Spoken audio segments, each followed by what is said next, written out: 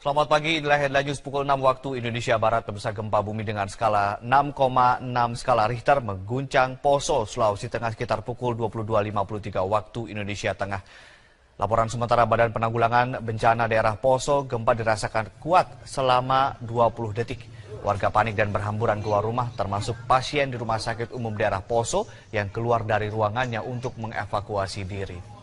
Gempa berpusat di 51 km timur laut Sigi, Sulawesi Tengah pada kedalaman 10 km. Berdasarkan data BPBD, wilayah yang merasakan gempa yakni Poso Pesisir Utara, Poso Pesisir, Sausu, Torue, dan Lore Timur. Meski dirasakan cukup kuat, namun BPBD menyatakan gempa tersebut tidak berpotensi tsunami.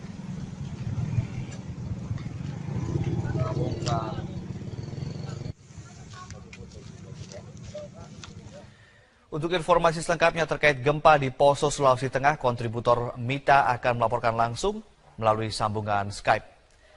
Mita, bagaimanakah kondisi terkini di sana pasca gempa tadi malam?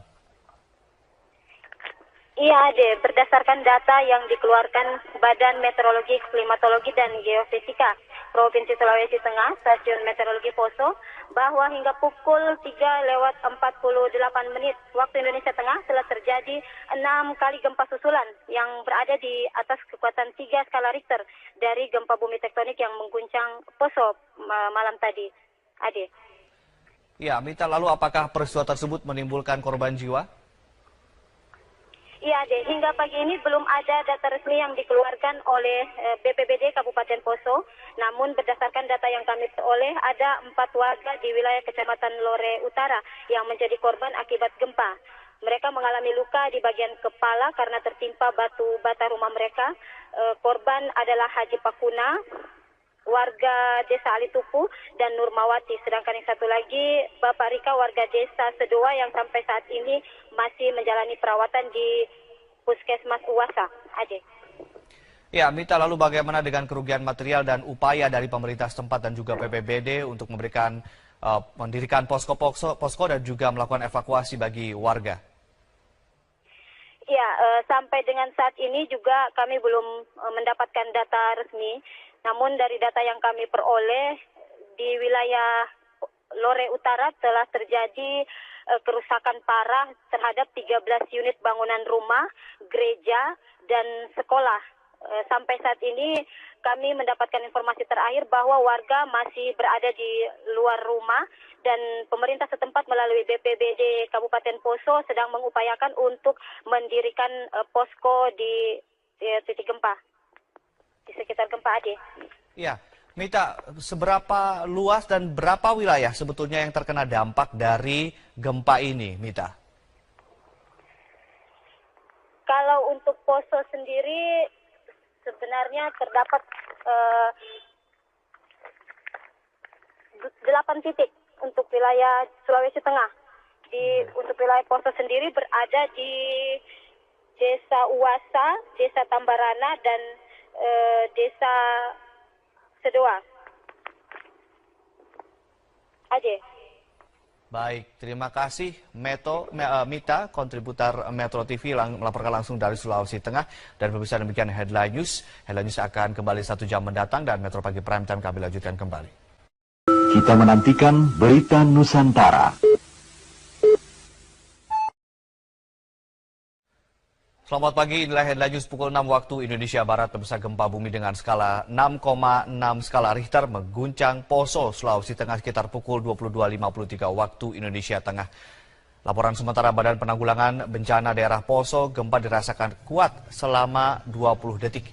Warga panik dan berhamburan keluar rumah, termasuk pasien di Rumah Sakit Umum Daerah Poso yang keluar dari ruangannya untuk mengevakuasi diri. Gempa berpusat di 51 km timur laut Sigi, Sulawesi Tengah pada kedalaman 10 km. Berdasarkan data BPBD, wilayah yang merasakan gempa yakni Poso Pesisir Utara, Poso Pesisir, Sausu, Torue, dan Lore Timur. Meski dirasakan cukup kuat, namun BPBD menyatakan gempa tersebut tidak berpotensi tsunami.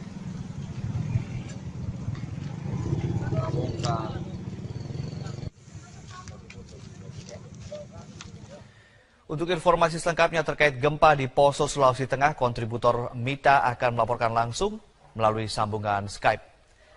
Mita, bagaimanakah kondisi terkini di sana pasca gempa tadi malam?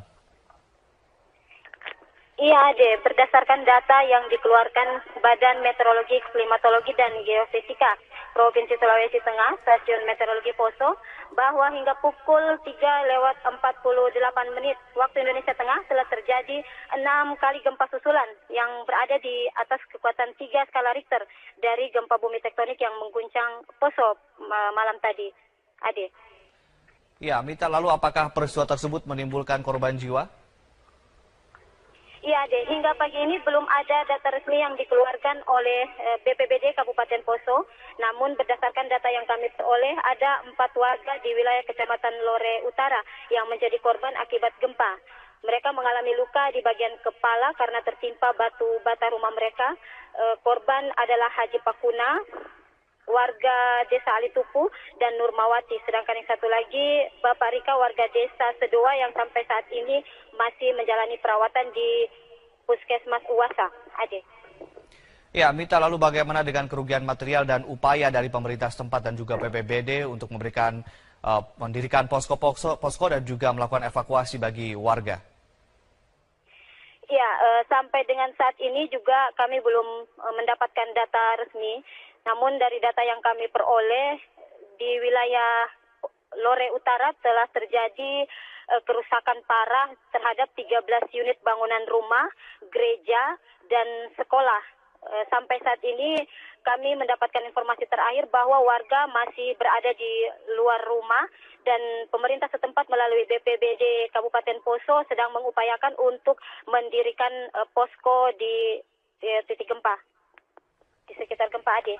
Ya, Mita, seberapa luas dan berapa wilayah sebetulnya yang terkena dampak dari gempa ini, Mita?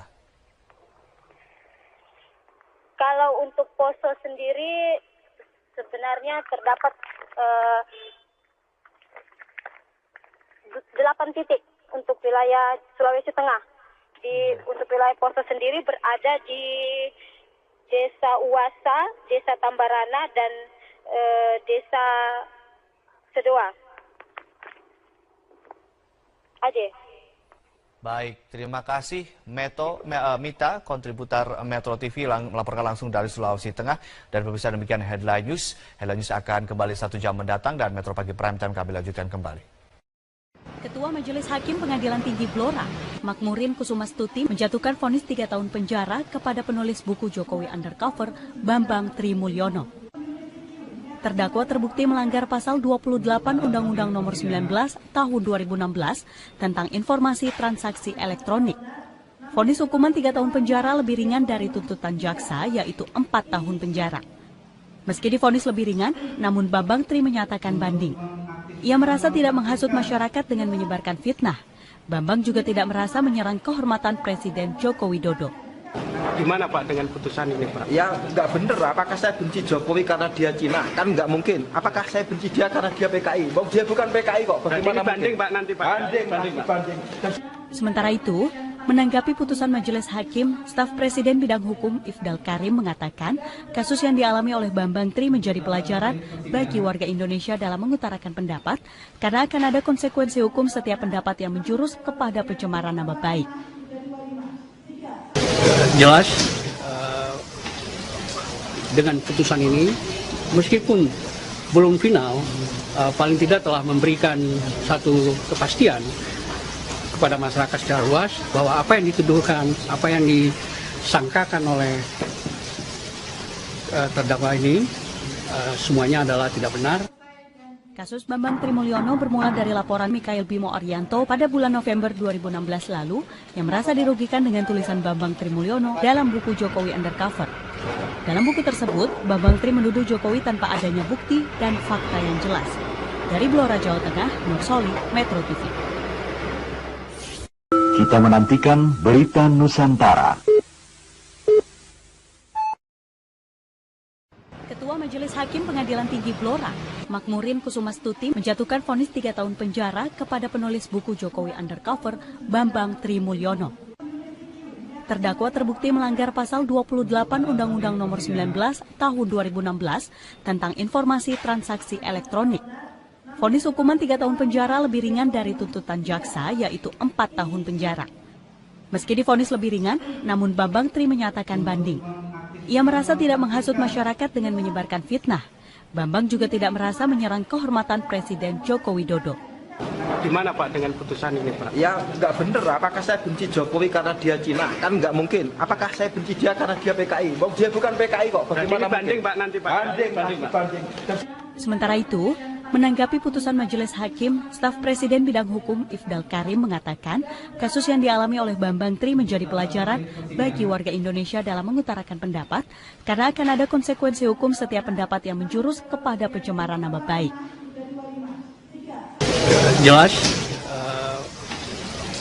dengan putusan ini, meskipun belum final, paling tidak telah memberikan satu kepastian kepada masyarakat secara luas bahwa apa yang dituduhkan, apa yang disangkakan oleh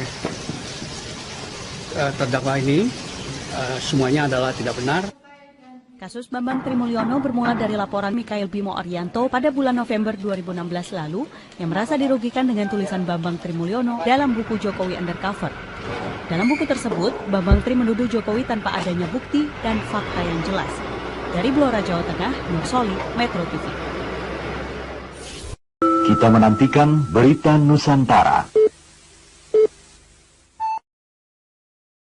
Ketua Majelis Hakim Pengadilan Tinggi Blora, Makmurin Kusumastuti menjatuhkan vonis 3 tahun penjara kepada penulis buku Jokowi Undercover, Bambang Tri Mulyono. Terdakwa terbukti melanggar pasal 28 Undang-Undang Nomor 19 Tahun 2016 tentang informasi transaksi elektronik. Vonis hukuman 3 tahun penjara lebih ringan dari tuntutan jaksa, yaitu 4 tahun penjara. Meski divonis lebih ringan, namun Bambang Tri menyatakan banding. Ia merasa tidak menghasut masyarakat dengan menyebarkan fitnah.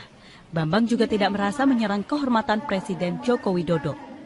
Gimana Pak dengan putusan ini Pak? Ya nggak bener, apakah saya benci Jokowi karena dia Cina? Kan nggak mungkin. Apakah saya benci dia karena dia PKI? Bang, dia bukan PKI kok, bagaimana banding mungkin? Pak nanti Pak?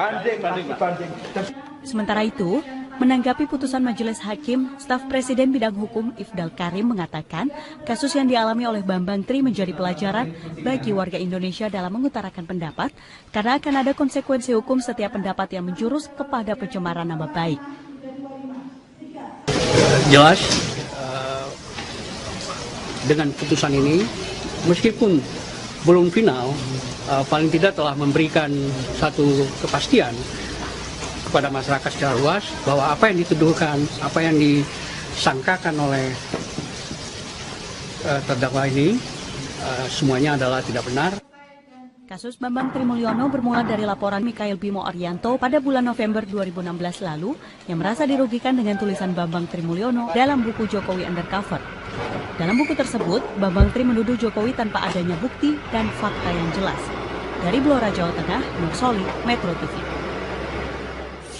Kita menantikan berita Nusantara. Ketua Majelis Hakim Pengadilan Tinggi Blora, Makmurin Kusumastuti menjatuhkan vonis 3 tahun penjara kepada penulis buku Jokowi Undercover, Bambang Tri Mulyono.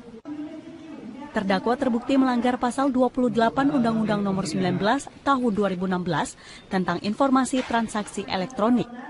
Vonis hukuman 3 tahun penjara lebih ringan dari tuntutan jaksa, yaitu 4 tahun penjara. Meski divonis lebih ringan, namun Bambang Tri menyatakan banding. Ia merasa tidak menghasut masyarakat dengan menyebarkan fitnah. Bambang juga tidak merasa menyerang kehormatan Presiden Joko Widodo. Gimana Pak dengan putusan ini Pak? Ya nggak bener, apakah saya benci Jokowi karena dia Cina? Kan nggak mungkin. Apakah saya benci dia karena dia PKI? Bang, dia bukan PKI kok, bagaimana banding mungkin? Pak nanti Pak? Banding. Sementara itu, menanggapi putusan Majelis Hakim, staf Presiden Bidang Hukum Ifdal Karim mengatakan kasus yang dialami oleh Bambang Tri menjadi pelajaran bagi warga Indonesia dalam mengutarakan pendapat karena akan ada konsekuensi hukum setiap pendapat yang menjurus kepada pencemaran nama baik. Jelas, dengan putusan ini, meskipun belum final, paling tidak